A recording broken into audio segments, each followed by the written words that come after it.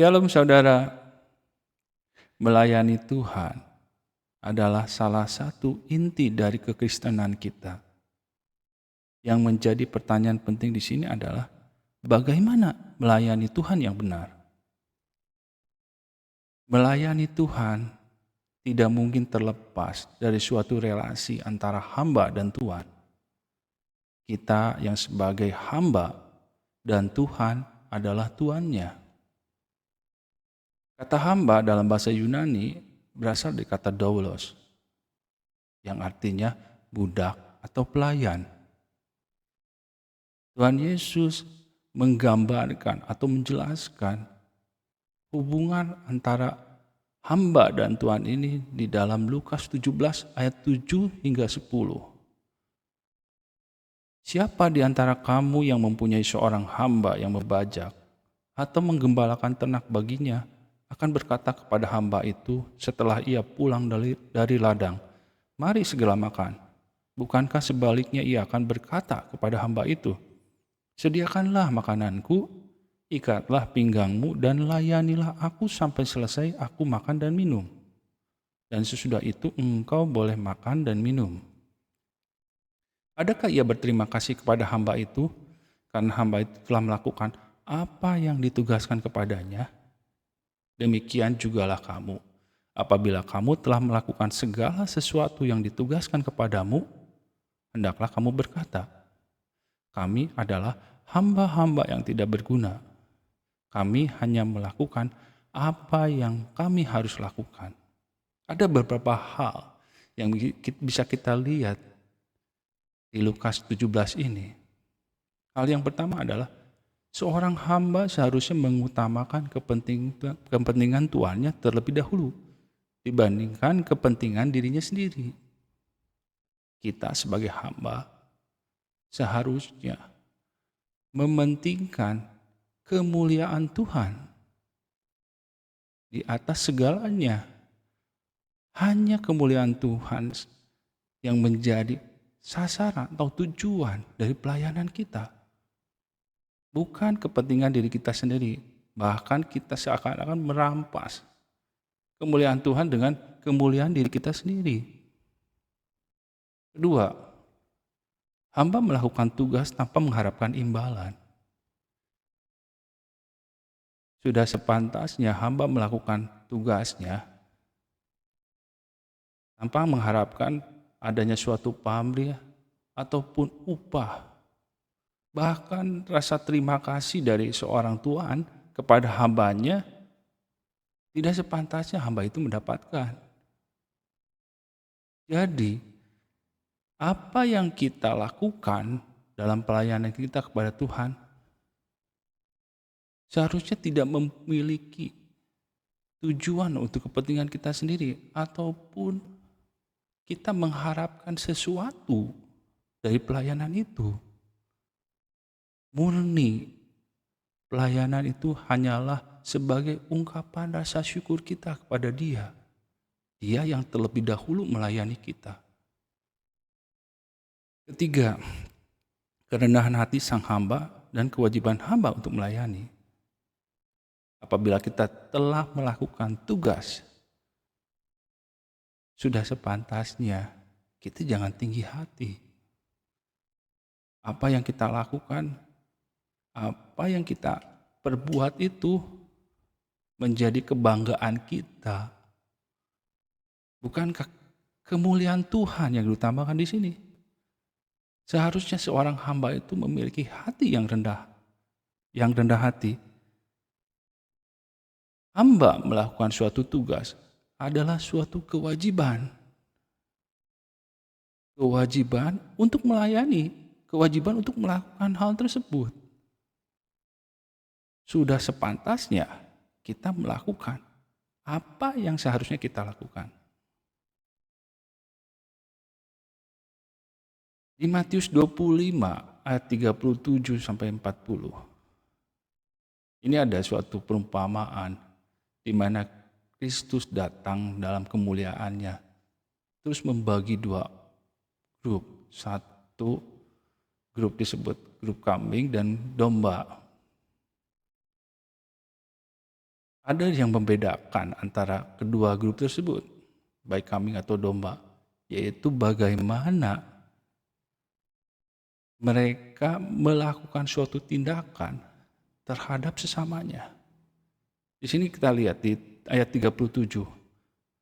Maka orang-orang benar itu akan menjawab dia, katanya, Tuhan, bila manakah kami melihat engkau lapar dan kami memberi engkau makan, atau haus dan kami memberi engkau minum? Bila manakah kami melihat engkau sebagai orang asing dan kami memberi engkau tumpangan, atau telanjang dan kami memberi engkau pakaian? Bila manakah kami melihat engkau sakit atau dalam penjara dan kami mengunjungi engkau? Dan raja itu akan menjawab mereka, Aku berkata kepadamu, sesungguhnya segala sesuatu yang kamu lakukan untuk salah seorang dari saudaraku yang paling hina ini, kamu telah melakukannya untuk aku. Kita garis bawahi di sini.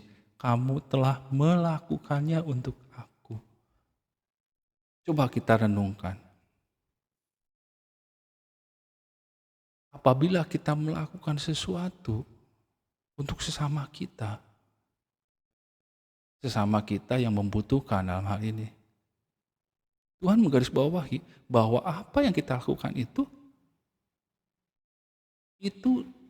dilakukan atau ditujukan untuk Tuhan sendiri. Coba kalau kita renungkan, berarti kalau kita berkata tentang melayani Tuhan, bukankah melayani Tuhan itu berarti melayani sesama kita? Itu mungkin satu pemikiran yang menarik buat kita renungkan lebih dalam lagi. Tapi ini perkataan Kristus, satu perumpamaan yang mungkin bisa kita lebih lanjut lagi untuk kita pikirkan. Jadi seharusnya melayani sesama itu berarti melayani Tuhan sendiri. Coba kita renungkan lebih dalam lagi hal ini. Selanjutnya, kita lihat di Kolose 3 ayat 23 sampai 24. Menarik ini. Apapun juga yang kamu perbuat, perbuatlah dengan segenap hatimu seperti untuk Tuhan dan bukan untuk manusia. Kamu tahu bahwa dari Tuhanlah kamu akan menerima bagian yang ditentukan bagimu sebagai upah. Kristus adalah Tuhan dan kamu hambanya. Di sini kita lihat, Kristus adalah Tuhan dan kamu hambanya. Ada relasi antara Tuhan dan hamba. Jangan berpikir tentang upah. Itu adalah wewenang Tuhan. Ingat, kita lihat di 24 tadi, kamu akan menerima bagian yang ditentukan bagimu sebagai upah.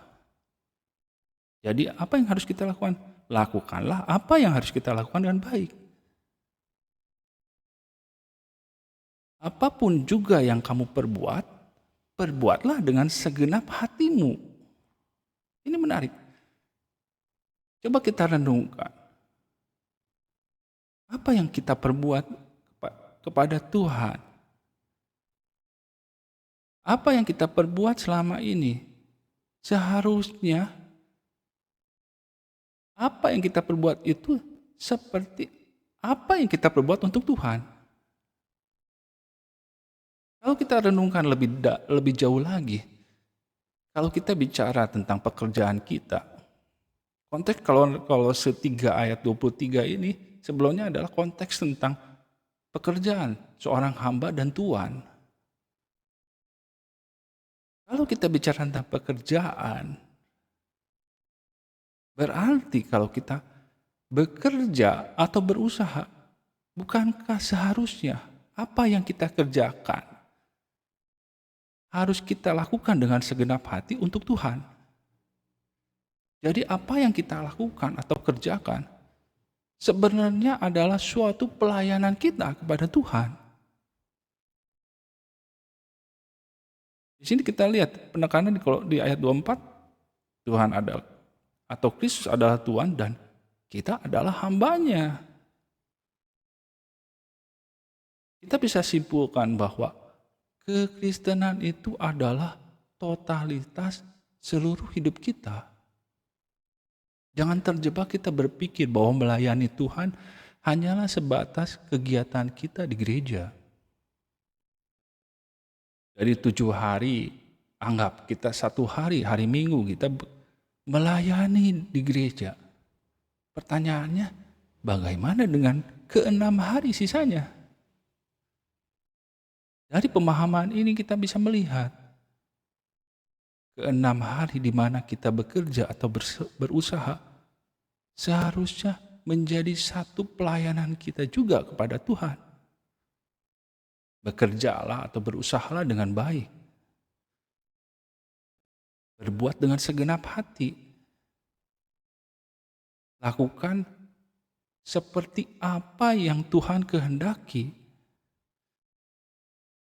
Jadi melayani Tuhan meliputi juga pekerjaan kita. Coba kita renungkan konsep ini. Puji Tuhan. Selanjutnya, melayani pekerjaan Tuhan. Ini ada suatu definisi menarik tentang melayani pekerjaan Tuhan. Melayani pekerjaan Tuhan itu adalah aktivitas orang Kristen atau orang percaya di mana mereka melibatkan diri mereka dalam satu atau dua buah pelayanan. Yang mana mereka memiliki komunitas dan kelompok. Ini sering berkaitan dengan pelayanan kepada gereja atau komunitas Kristen. Ini mungkin yang sering kita lakukan. Melayani Tuhan dalam artian kita melayani pekerjaan Tuhan. Melayani waktu kita berada di dalam gereja atau di dalam komunitas Kristen. Melayani pekerjaan Tuhan sebenarnya adalah salah satu bagian dari melayani Tuhan. Kalau kita lihat dari konsep sebelumnya, melayani sesama adalah melayani Tuhan, ataupun kita melakukan pekerjaan sebagai pelayanan kita kepada Tuhan. Jadi kita bisa menyimpulkan bahwa melayani pekerjaan Tuhan seharusnya merupakan salah satu bagian dari melayani Tuhan. Jangan kita persempit makna dari melayani Tuhan. Kita mempersempit makna melayani Tuhan hanya sebatas kita berada di dalam gereja. Seharusnya melayani Tuhan itu adalah suatu totalitas dari kekristenan kita. Sesama yang perlu kita pikirkan, orang-orang yang membutuhkan. Bahkan pekerjaan kita pun kita anggap sebagai suatu pelayanan kepada Tuhan. Saya ambil satu ayat terakhir di Lukas 1 ayat 38. Seorang yang bernama Maria yang setelah diberitahu oleh malaikat Gabriel bahwa dia akan mengandung seorang anak yang berasal dari Roh Kudus. Sedangkan keadaan dia waktu itu dia belum bersuami. Tapi apa yang dikatakan oleh Maria? Sesungguhnya aku ini adalah hamba Tuhan. Jadilah padaku menurut perkataanmu itu.